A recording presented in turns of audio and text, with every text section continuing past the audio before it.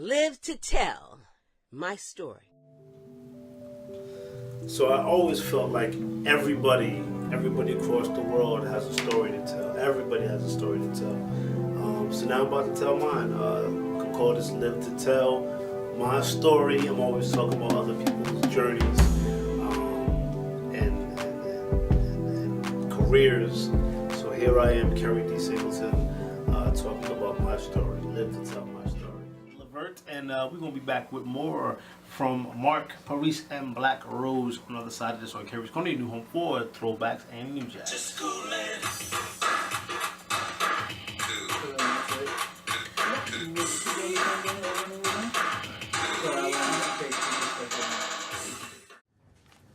Yeah, so how does my story begin? I was born in Boston at Boston City Hospital. That was the broke people's hospital. That was all the people that couldn't go nowhere else to get born. They were born there. Whatever, Boston City Hospital. Denise Singleton, my mom. Robert J. Smith, my dad. I was the first son, first grandson, first nephew, first great-grand, all of that. I was the first on both sides of my family. I was the first. Number one. First, me. Anyway. Roxbury, Massachusetts. Interesting spot, humble new edition.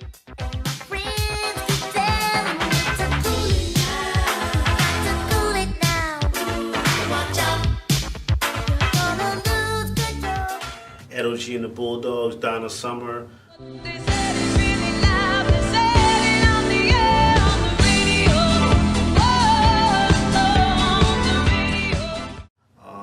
It's the only place really where black people could live when I was coming up.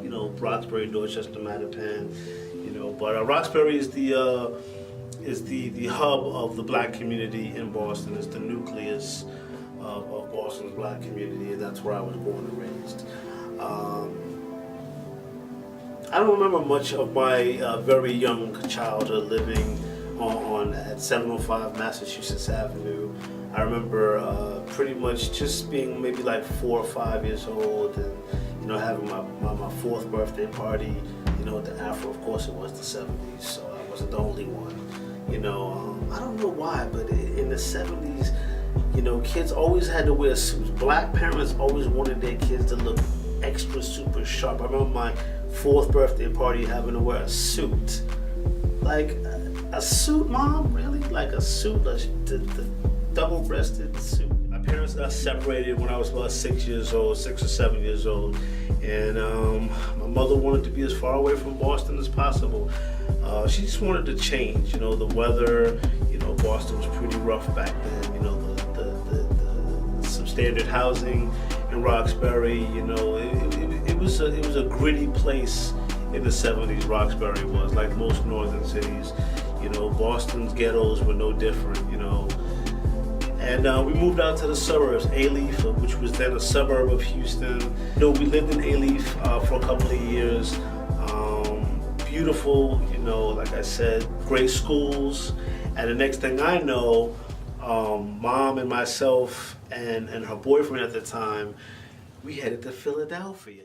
It was crazy, man, coming from the beautiful, tranquil suburbs of Houston, where the elementary schools would look like college campuses. And my first words to my mom was just like, why do they have bars on their windows, man? It was just crazy, man. It's definitely a different experience. And going to school here in Southwest Philly was definitely an experience, Comma G's. We lived there for about a year. Real small block, a lot of row houses. Everything was packed together. It was rough. I'm not gonna lie to you. Like, we was living rough. I mean, food, and we was doing but bad enough that after living a year in Philadelphia with my mother and her boyfriend at the time, we had to be out, and we moved back to Boston. It was good to be back there with my grandparents and closer to my family and my dad and everything. And but we moved into this real tall building, it's called the Ivory Tower. It was, at the time, it was almost pretty new. We lived on the 25th floor of this tall building.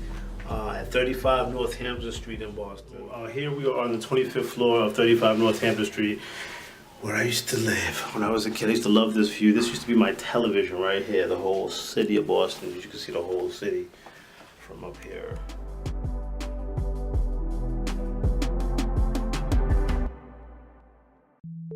Most entertaining thing in the world to see the planes taking off from the airport, to look at the ocean, Boston Harbor, to watch the trains, you know, run through the streets of Boston. At the time, they ran above the streets, and just watch the city come alive. And I think that it was around that time period that I began to have a love for writing. And I remember submitting a poem called Boo and Simon Sue, some story that I wrote about some ghost that was running around the hood in Boston or whatever. And actually, the story got picked to be one of the finalist stories in the newspaper. And at 10 years old, to see my name in the newspaper, Keri Singleton of Boston, and my little story about some ghost that was running around terrorizing the neighborhood. I mean, I think that was really the catalyst that inspired me to want to become a writer. So at 10 years old, living on the 25th floor of 35 North Hampton Street, that's where that spark came for me. Seeing my name in the paper, not only to just want to be a writer, but I think, to be honest with you, I think that's the moment when I realized I wanted to kind of be like a little star or something. I wanted to be, you know, I wanted to see my name in print from that point forward. So it all started for me, the music thing anyway, with this group called the Sly Five. So New Edition, of course, Bobby Brown, Ralph Tresvant, Ricky Bell, Mike Bivens, and Ronnie DeVoe. They was everything. Every kid in Roxbury wanted to be like New Edition, you know, with the tight blue pants and, you know, doing the choreography and the Jerry curls. Maybe not the Jerry curls, but every kid in Roxbury, they was everything to us. New Edition was. They was it, you know. They came from the same neighborhood as us. They came from Roxbury, and they blew up, you know. And again, this was also the era where breakdancing came into play. And so me and a couple of kids from my neighborhood came up with this group called the Sly Five. I was, of course, the only boy in the damn group. Not a bad thing, because you get all the attention when you're the only guy.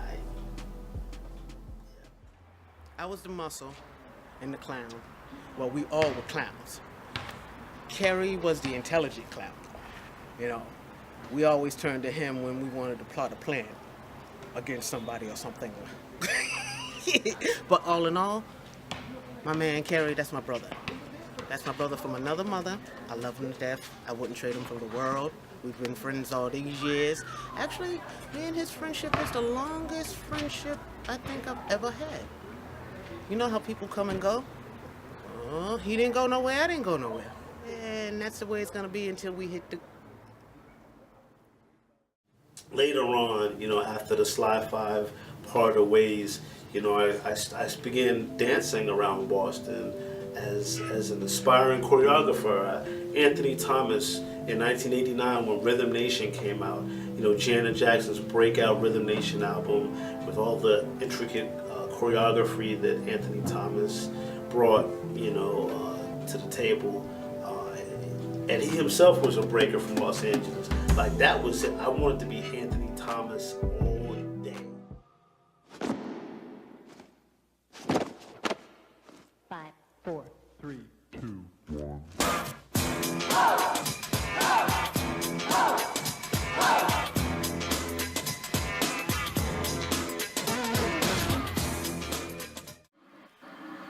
So I'm here in Hollywood with the legendary Anthony Thomas. This is Keri D Singleton from the Keri D Radio Show, and we about to do the routine that he's most famous for. You ready, Ant? Ready to go. I'm ready. Okay, ready? 7, 8, 5, 4, 3, 2, 1. In 1992, in the midst of me being so-called in the back, I actually decided, you know, I want to be a rapper. And I'm going to make a song, and I'm going to make a video, about girls with tight jeans. It was supposed to be a damn joke, you guys, but Bleeders actually became a song, then a video, and then it actually became, ironically, one of the most popular videos locally in Boston for the summer of 1992.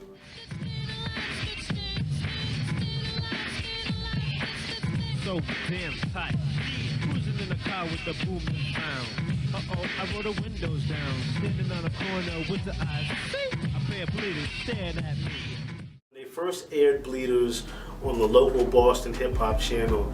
I remember her sitting in the living room with my grandfather, my uncle, my sister. After the taping was over and I came back to the house and she looked at me and she shook her head. She said, "Boy, you sure know how to do whatever it is that you do, but you probably shouldn't do it." And we just laughed. And that was the beginning of my love affair with the camera. Shadow Jam Entertainment, my management company that started off with me signing a group of 4 kids called Smoothed Out from around my way in Roxbury. 4 kids dance group. Started off with them, man, and I took them, all over the metropolitan area, wherever we could get shows, wherever we could get in front of an audience, I would take them. And then later on, I would end up managing groups, Be Legit, Runaway Soldiers, lots of local artists who I really felt had a lot of talent, and I wanted to mold them and I wanted to see them shine. Keri was a big brother and he was a mentor to all of us. He taught us not only about being good artists, but understanding the business side as well. Shadow Jam Entertainment to me was Boston's Motown. A lot of good artists and groups came from it. Salute to the Shadow Jam family. And to Keri for bringing us all together. I have to say it was probably the best time of my life being a part of such a great family. Salute, Keri. Shadow Jam Entertainment soon became a magnet for local recording artists who wanted their own dreams of stardom realized. There was, in Boston's urban core, no shortage of self-proclaimed production and management companies. But Shadow Jam Entertainment brought me a lot of pain. When you manage an artist, you're that person's best friend, their worst enemy, their big brother. And in some cases, they're bail's bondsmen. I had a couple of incidents where my artists, some of them, they were all from the streets, good or bad, they were all from the streets. And they all came with a lot of baggage. Some of them were still selling drugs while they was on stage, and a lot of them, got into trouble. My father was killed the day before Father's Day in 1996, and never, ever found out who was involved. To this day, it's still an unresolved case. And at any rate, I dedicated the party in his memory because my dad was, he was a real devoted supporter of my music career. My mother was like, "Keri, get a job. Pursue your journalism, get a real job. That music stuff, it'll come, get a job." My dad, he's like, no, he's gonna be the next Russell Simmons. And, so when my father was killed, I felt like I wanted to honor his memory by having this, this big private networking event in Boston, which I modeled after events that I had seen, working in New York City as a street promoter with Arista Records, and TLC, and Tony Braxton. A lot of the artists that I worked with while working with Arista Records. At any rate, I wanted to honor his memory, and I had this big party in Boston. I invited people from Philadelphia, from Connecticut, from New York City, from Rhode Island, from all over to come to this huge event at this loft on Farnham Street in Roxbury, as I said, across from where New Edition grew up. And a couple of the kids that I had managed, who I had stopped working with because they had gotten into a lot of scuffles and violence, they came to the event and actually shot up the party. As I later learned, in an effort to embarrass me and to destroy my career, and there were in the shooting. Fortunately, there were no fatalities. There were some 400 people in the building. It was panic. You had all these people, from different states that were in this, tiny loft in Boston. All of a sudden, there's gunshots and there's gunfire, and people are panicking. That shooting incident, again, thankfully nobody, died. There were, I think, two friends of mine were injured. Not fatally, thankfully, prayerfully. I was done. That was it. I was like, okay, Boston, you got that. And I felt like, this was the catalyst. This was the vehicle that I needed to get the hell out of Dodge. And in fall of 1996, I told Boston, see you later, and I headed south with my best friend, who I was managing. He was a reggae artist named Dread. We moved to Brooklyn. Said goodbye to Roxbury, hello Brooklyn. Black suits fill the room. To whom it may concern, Junior Mafia is the clique. Act up, I have my honeys total busted. That's right. In the middle of the day now, baby, I seem to think of only you.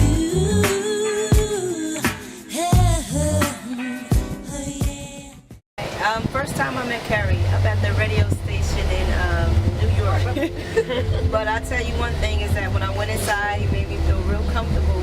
And it was just like he was just a real good dude. But I'm telling you, outspoken like a mug, make you laugh, not gonna cut no corners with you. And he told her like it was. And it was just like, from the door, if he didn't like you, he was gonna let it be known. So he was like, I like you, you cool.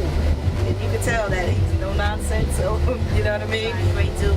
And I can honestly say that he definitely is on his grind. And he was one that said that to me, and you could tell because he was genuine, that whatever music you bring to me, I'm going to play it. And you don't get that from a lot of people. You get the, just bring me your joint. Really.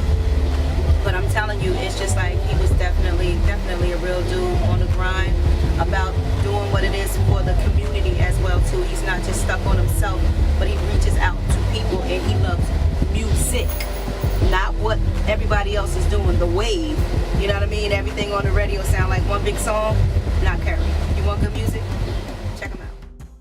Keri D. Singleton began working for New York-based Palm Tree Records as a label's promotional representative. So it's 1996, me and my best friend Dread, we done made it, we done left the little bean for the Big Apple.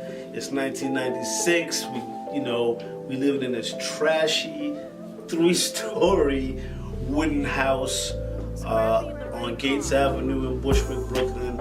No heat, even though the landlord lived on the first floor, he was a bum, him and his wife. Anyway, but we learned the grind quick. We had to split chicken wings at the chicken spot. We was broke as hell. Broke. But I was working at Palm Tree Records. Girl, Mr. Lover. Now Mr. Lover.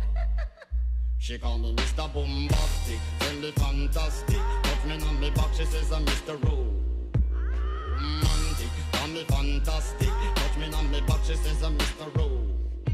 Smooth. A couple of months after I got to New York City, man, they awarded me with this big gold and platinum plaque for promoting Shaggy's record. Shout out to Shaggy and Rayvon for promoting his Boombastic album and single. Gold and platinum plaque that I had. I was so proud of it. It was still, a couple of months after my father had been murdered, So now, the one thing that I'm thinking is I'm holding this damn plaque with my name on it from Virgin Records, courtesy of Palm Tree Records, is that my dad is not here to see this. Living in New York, it was an experience. I mean, Dread and I had just enough tokens to rub together to get a chicken sandwich and split it, go down to the Twin Towers, look at the buildings of the World Trade Center and go back to Bushwick and listen to our battery-operated radio. We was looking foul, but we was happy as hell. I remember every day that we would freeze in that apartment, we would look at each other like, yo, this is rough. But do you want to go back to Boston? And we would look at each other, hell no. Definitely had enough of Boston after 1996. By 1998, reggae music had slowed down, and Palm Tree unfortunately closed its doors. And I had a choice to make. I could either, stay in New York City and hustle and look for other jobs at different radio stations and record labels throughout the city with, the experience that I had gotten from my years at Arista Records and Palm Tree. Or I could work a 9 to 5, and I didn't really like the whole 9 to 5 thing. That just wasn't really my day. 2002, at the age of 30, I landed a job at Power 105. Power 105 was, at the time, New York's newest hip-hop station. They were a rivalry station with Hot 97, and of course Hot 97 is an iconic rap station, globally, not just in New York City. They called me up and was like, hey, Keri, do you still want the job? And I was like, are you still paying? Hell yeah, I don't care if you play country music, and I worked for them for about a year. At the time that I was at the radio station, the morning show was headed with Ed Lover, Dr. Dre, Lisa G, and even Flavor Flav. He was doing the weather. I remember. I mean, the weather's it's going to be kind of good today. You know what I'm saying? This is what we're looking at today. You know what I'm saying? Right over here. You know what I'm saying? Over here in Echo. Let's go to Echo. You know what I'm saying? Huh? But even still, working in the promotion department at Power 105, I just didn't feel like I had the ability to be as creative as I wanted to. And so I actually met Wyclef Jean at an event that Power 105 had at the South Street Seaport. And long story short, I talked to Wyclef. I got to meet the designer, the head designer for 37 Deep. His name was G. And G hired me on the spot to work as 37 Deep's promotions director and coordinator. And that was my first time really being a boss. I had to make some decisions. As far as being in the music industry was concerned, it was all glamorous and everything, but I had to eat and I had to pay my bills. And I was left with only a few choices, either get a job or dip into some illegal activities. And guess I didn't make the best of choices. Yes, so in 2004, I was actually in the process of putting together Peace Night. Peace Night was an event that was the brainchild of myself and a very dear friend of mine, Greer Tony, who owned the Chevu skating rink in Boston. It was the idea to put something together for the kids of Boston, particularly those that were, into shooting guns and things of that nature. We wanted to put something together that would inspire them to want to do something different. And so, Free from 106 and Park got involved. Leon, who's a world-renowned actor, one of my favorite actors. He's been in every movie from Waiting to Exhale to, every movie you could possibly think of. The Five Heartbeats, The Temptations. He and I were going to do a spoken part, a spoken piece for this whole Peace Night documentary. And Dylon, who's a great recording artist, dancehall artist, we were going to be featuring one of his music videos. Well, Peace Night 2004 never happened. Then friend of mine, who I won't even name, had come to New York to hang out with me. We had previously parted ways, and the reason had actually been we were in a credit card ring together, he and I. When his visit to New York City was over, and I remember we went clubbing, we went partying, and on his last day we actually sat down together to talk about this peace night event that was going to be dedicated to my father once again. And then he asked me to go back to the train station with him so that he could go back to Boston. And he had used, of course, a stolen Amtrak ticket that I had purchased for him to get to Boston. We get to the train station, and I'm immediately ambushed by a whole bunch of undercover Amtrak cops. Apparently, it had been a setup. This gentleman had, spoken to the police, the Amtrak police, and, coordinated this whole setup. So when I was arrested, I was wearing a t-shirt that had the number 4 subway logo because I had just moved from the Bronx to Brooklyn. And the 4 subway train, for those of you that live in New York City, knows that it runs from the Bronx to Brooklyn. And so I had a subway shirt that said 4, and it said Bronx to Brooklyn on it. And I remember the CO corrections officer at 111 Center Street called my name. I had been locked up for probably about a week or 10 days. And she called my name, Singleton. And I thought, oh, wow, did I get bailed out? And she says, no, you're taking the 4 train to Rikers Island. And I guess she thought that was pretty funny. But the 4 train, for those of y'all that don't know, doesn't go to Rikers Island. No train does. Only the corrections van goes to Rikers Island.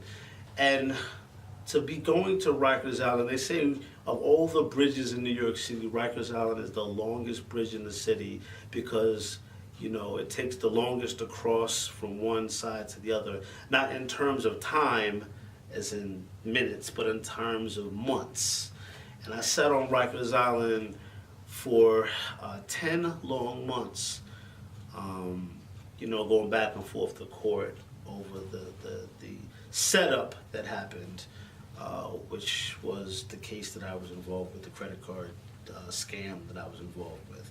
As it turned out, after 10 months of being, on Rikers Island, dealing with, the gangs and the Bloods and the Crips and the fighting and the COs and the stabbings and all the craziness that goes along with being in custody,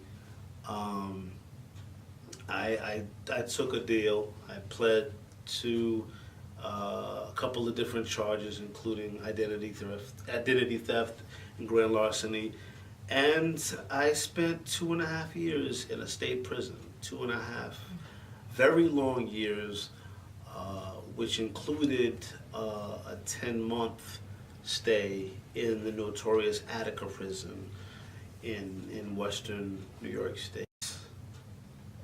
State prison at Attica, New York was just very oppressive, very scary. Every day, you wondered whether you would be alive when it was lights out. And it wasn't necessarily the other inmates that you feared. It was the corrections officers. This particular officer pulled me out of the line just randomly and punched me so hard in my face that my lips split. And when I looked up at him, his answer was, "You're lucky, nigger. The next time you'll end up in a hospital." And I think that my offense had been that I had looked at him. That was Attica. It was very brutal. I eventually paroled out of Attica on January 2nd, 2007. And while on parole, I signed up for college. I decided to go back to school, and I went to a private school in Brooklyn called ASA College, and I graduated top of my class with honors, Phi Theta Kappa, and my major was criminal justice. Shout out to everybody at ASA, great school. We took all of my money, but it's all good. Most of my professors and fellow students didn't know that I had just got out of prison.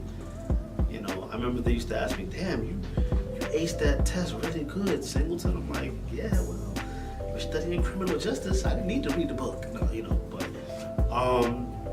society was not just an accomplishment in and of itself for myself, but for me, it was important that my mother, you know, feel a sense of pride after all that, you know, I've been through going on.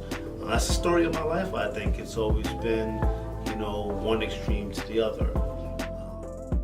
That old dream came knocking at my door, and in 2013, I decided to, you know, go back into the music game, just give it one more shot and see if maybe the old spark was there.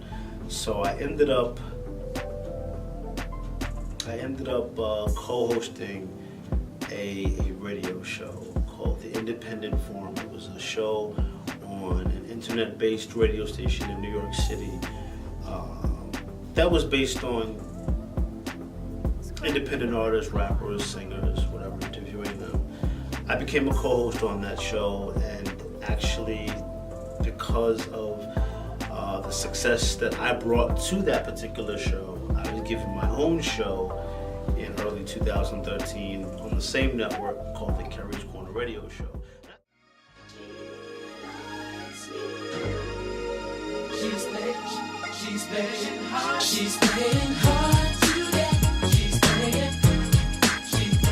Does she like me? She likes me. She's playing hard today. She's playing. Does she like me? She likes me. When we first got to Keri's Korner, it was pretty cool. He's a fool. He's a damn fool. we had a single. Real we talk, doing man. Kit Kat. Felt like we was at home. There was mad Kit Kats all over the table. Yeah. Munchies were in effect. Definitely. So it was like, man, we went into the spot and homeboy had forethought. Nice what was going to happen before the show, and had the Kit Kats ready for a single that we had put out, and it felt like, you know, you go on a lot of radio shows, and sometimes hosts don't always do their homework. But you know, Keri being a fan and listening to the new stuff too, man. When he brought the Kit Kats out, it was like, all right, this song, game on. He had them all over the table and all that. It was break time. Dope interview, man. We felt real comfortable, man. We were talking about a different Kit Kat, but we ain't want all that over the table. Yeah. He's gonna be the sixth member. That's what's up. Shout out to Keri, yo. Around the same time, I also decided that I wanted to pursue my dreams of being a writer. So, you know, when I was 10 years old, you know, I saw my name in the newspaper, and I was like, I want that again. You know, I want my name to be associated with writing something positive. And so I put out my first book called The Wanderer's Game in 2013. It later became an award-winning book, and later after that became a Broadway play, which was sold out in 2015. And I can't explain the feeling of having your first book, you know, become a Broadway play on Broadway. That was a phenomenal feeling. The same day, as a matter of fact, that The Wanderer's Game came out on Broadway, I received a number of awards by a couple of New York State senators, some city council persons, for the Keri's Korner Radio Show, and it was all encompassing that the day that my book became a Broadway play, I should receive all these awards from the city of New York and the state of New York, saying what a great job I had done for New York. So it all came full circle, I guess. And and it's been a great ride. I can't really complain. I've had the honor of having some great people on my radio show, building some great relationships with artists that I loved as a kid. High Five, you know, I mean, one of my favorite singing groups when I was a kid, and now we're friends, you know what I mean? We hang out, we talk. Meli'sa Morgan, Melba Moore, I mean, Julia Robertson from Ex-Girlfriend, my favorite R&B group when I was a kid, and now I manage her, and she's, you know, working and doing great things with her singing partner, Norm Adams, and they're getting nominated for Grammys. We met, obviously it was on the music tip, you know, but since then, you know, it's evolved, you know, and he's become one of my best friends. Yo, check this out. I stayed up from night to day, hoping that you would get home, yeah. Oh, yeah. From that, Keri was Ex-Girlfriend's fan club, part of the fan club. Keri's one of my best friends. Actually, he's one of my only, I have 2 male best friends, Norm Adams and Keri Singleton. We click together, that's just how it is. And ever since, and he's also my manager. Did y'all know? He is my manager. I love you guys. All these great people total. I mean, I never would have imagined that, you know, the bad boys of, or the bad girls of Bad Boy Records, you know, Pam and Kima would be cool. My name is Kima. I met Keri, I actually think the first time I met Keri was here in Philly. He came out to support Pam and I in our movement, what we were doing, and he actually said, Kima, you know what? I don't like you. Sigh. No, he didn't say that. But, he's always just been very supportive, yes. And yes, you know, he supports Pam and I both together as Total and whatever we're doing separately. You know, he's not industry fake. You get a lot of people in the industry when you see them, when they see you, they like, yeah, money, whatever you want, anything. You call them, they done gave you the wrong number. That's not Keri. Do anything to support him. He's a bomb. He goes hard. Yes, he does. And we love him and we support him. Mike Shannon, one of my favorite on-air personalities from Kiss FM and from Sirius XM.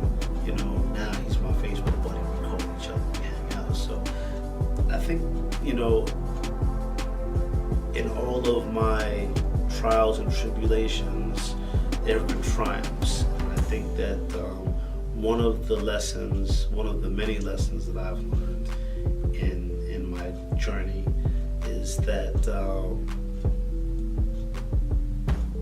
giving up is not an option.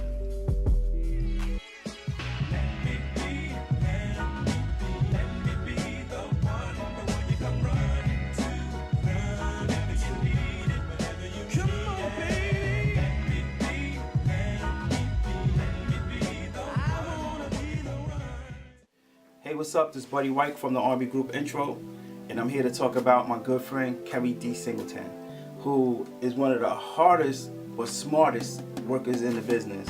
I had the opportunity to work with him when I did the Keri's Korner radio show a couple years ago, but it seems like I met him before then. You know how to say, brother from another mother. Somewhere in the business, I'm sure I ran into him. What can I say? He's got his stuff together.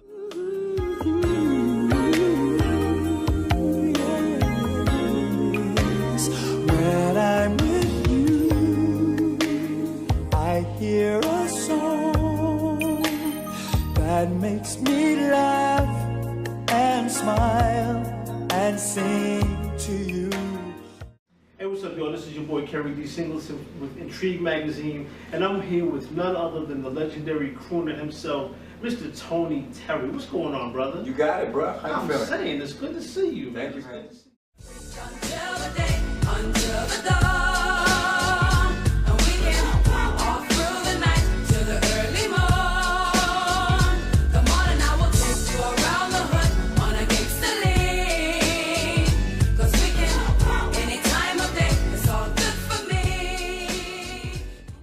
Hey, what's up? This is your boy Keri D. Singleton. I'm here with the legendary Adina Howard for Intrigue Magazine. We're going to talk to her very quickly because she got a show up in the Bronx. Yes.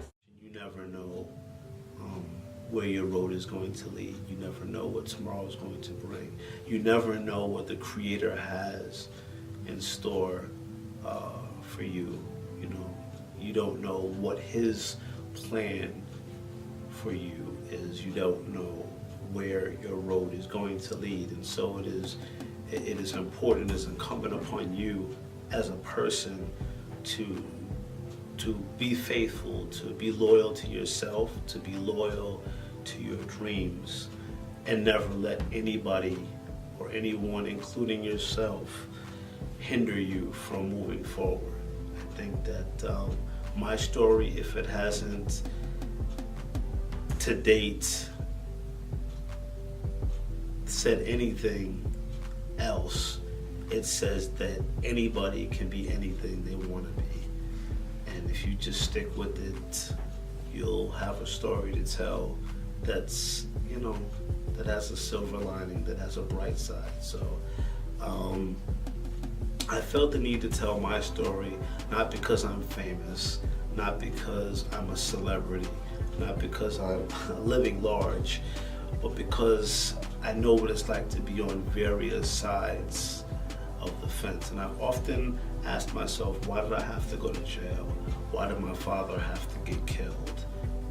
Why did I have to experience all of the things that I had to experience? And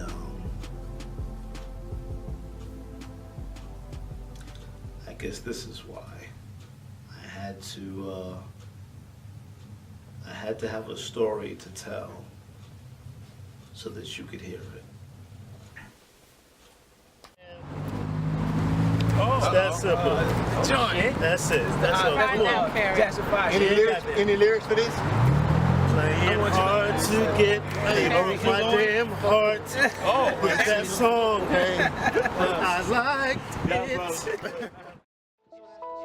Scrap